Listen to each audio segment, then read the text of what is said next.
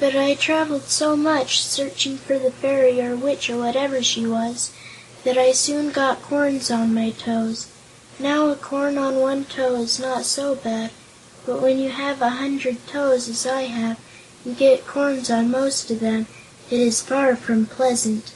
Instead of running, I now painfully crawl, and although I try not to be discouraged, I do hope I shall find that witch or fairy or whatever she was before long."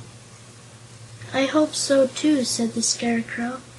"But after all, you have the pleasure of knowing you are unusual, and therefore remarkable among the people of Oz. To be just like other persons is small credit to one, while to be unlike others is a mark of distinction."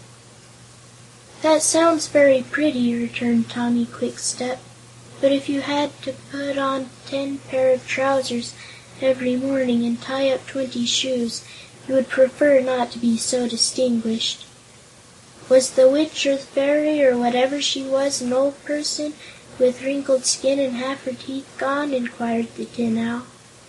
"No," said Tommy Kwikstep.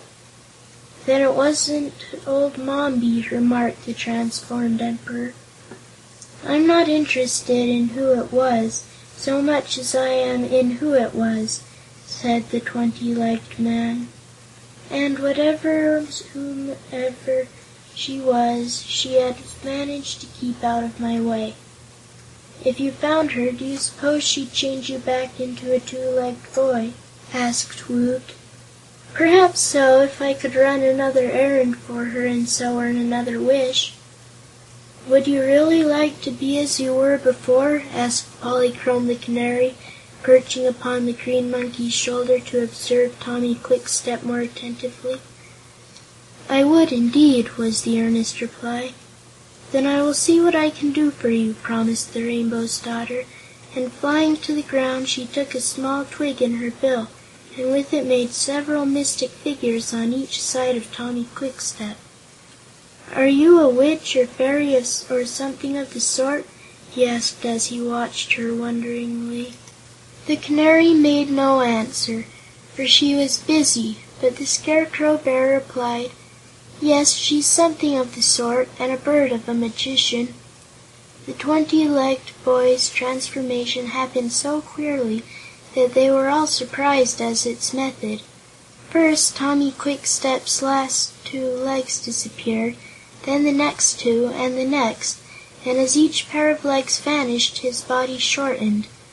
All this while Polychrome was running around him and chirping mystical words, and when all the young man's legs had disappeared but 2, he noticed that the Canary was still busy and cried out in alarm, "Stop! Stop! Leave me 2 of my legs, or I shall be worse off than before."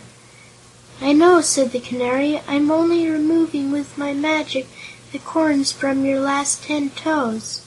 "Thank you for being so thoughtful," he said gratefully, and now they noticed that Tommy Kwikstep was quite a nice-looking young fellow.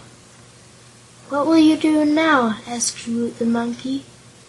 "First," he answered, "I must deliver a note which I've carried in my pocket ever since the witch, or fairy, or whatever she was, granted my foolish wish.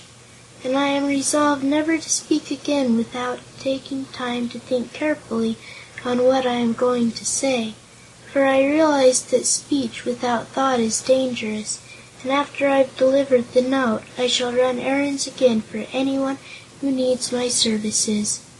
So he thanked Polychrome again and started away in a different direction from their own, and that was the last they saw of Tommy Kwikstep. End of Chapter 10.